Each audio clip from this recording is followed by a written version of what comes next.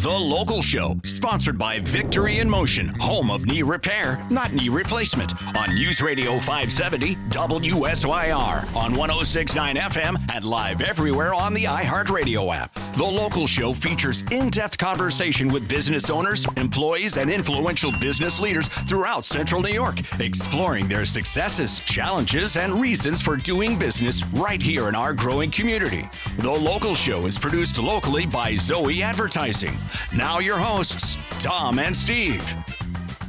We're back at it, and we're back into it. This is The Local Show on 570 WSYR, brought to you by the home of knee repair, not knee replacement. That's Victory in Motion, for those of you who are trying to stay in motion. Yeah. Like Steve. Right. Moving your arms and your legs. And there's a workshop coming up next week. It's really a seminar. Mm-hmm. But if you go to Victory in Motion, you can register for that, and they'll walk you through what's the process if you don't want to have surgery. How do they grow cartilage? All those questions are answered. But go to victoryinmotion.com, and all the info is there. Yeah, and check out his book, Dr. Petropauli's book on Amazon. Yes, Repair Not Replace. That's it. You got it. All right, Matt Mallory is with us right now. He's the owner of PS and Ed and Mallory Unlimited. I was telling Steve, Matt, that he didn't know that your family was involved with the batteries, the Mallory battery. Well, how does that story go? They built it, or?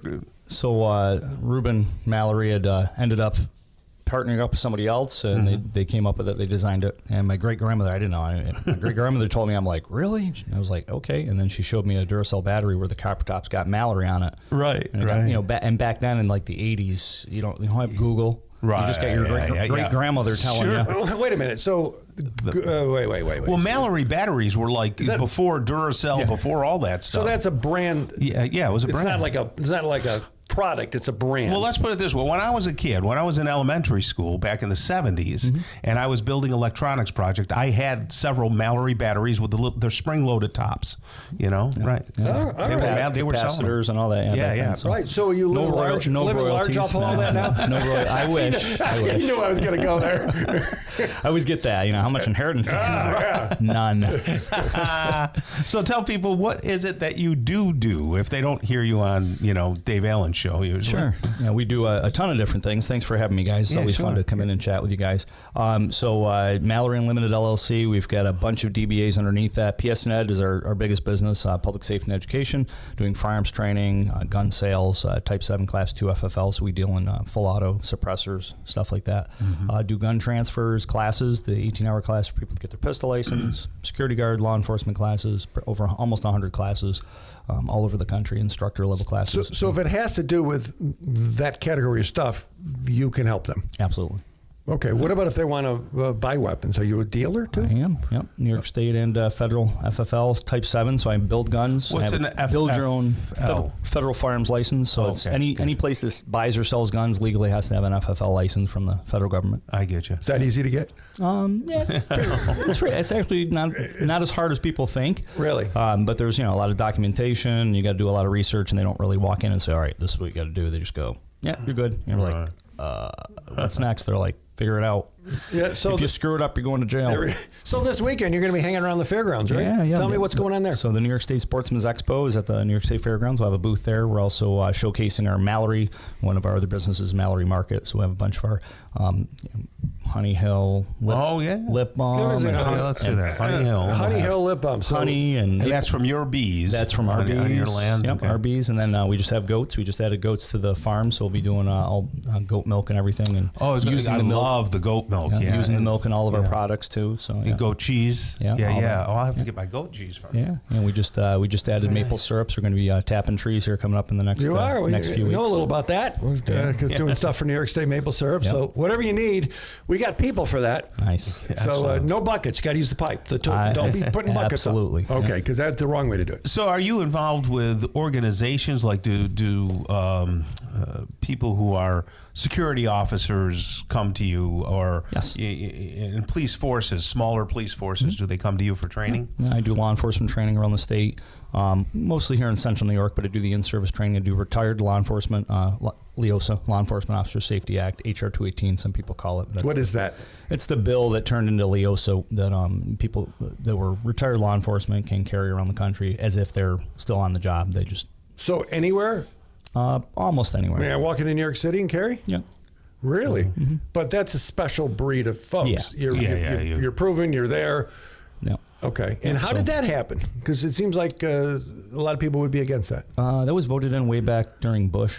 Okay, that's great. Into the law, yeah. The thought is they're retired law enforcement. They've been vetted, so we want more law enforcement out there. Well, we don't have that. It's harder to find people in law enforcement. So, let's see who retired and give them the ability. You just got to qualify annually. So we do the annual qualification for retired law enforcement and security, like you mentioned, armed security guard classes. There's been a lot of talk and discussion and news stories about ICE and what's happening. And we got a lot of it here in Syracuse today. A lot of ICE. Yeah, right. We've always got ICE here.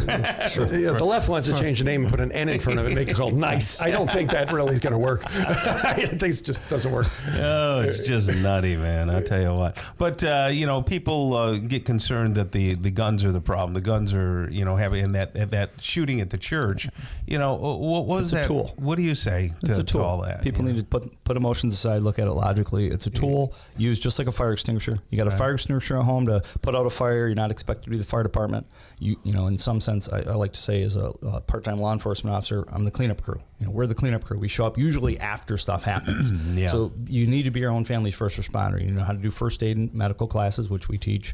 You need to know how to use a firearm, less lethal mindset, as well as put out fires. So you do a whole bundle of stuff. I mean, if can get like a punch card, or how do they do people come for more than one thing from you and keep coming back? Yeah, absolutely. What tends to run together? Usually they'll do the 18-hour class to get their pistol license, and then after that they'll come back and buy a gun. They'll do private lessons and go down to the range and teach them how to shoot one-on-one. They'll do force-on-force training where we actually have them shoot at each other with, call it paintball on steroids or paintball for adults. We'll do a draw, shoot, and reholster class. We do a shoot, don't shoot class where it's a simulator where you actually have to have scenarios in front of you that you have to respond to, and then the other people in the class are your jury. Do the laser shooter things, are they as accurate, or are they decent, or should you really use live ammunition? Definitely use live ammo, but it just gives you another feedback. It's instant feedback if you've got a target that it's hitting. On top of that, you're getting more training than just the range. So you don't want to replace range time, but definitely can augment that and give you more time on the trigger. Do you find a lot of people have interest in the Sabre products?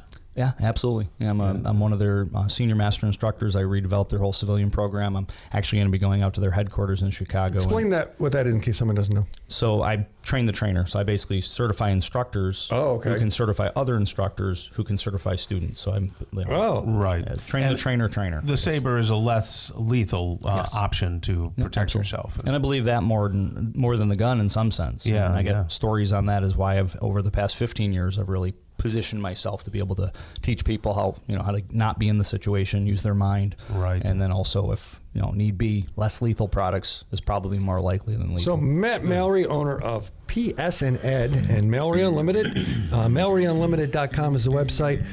If you want to get some training, you want to have a conversation, all kinds of things there. Thanks for joining us today, Matthew. Thank you, guys.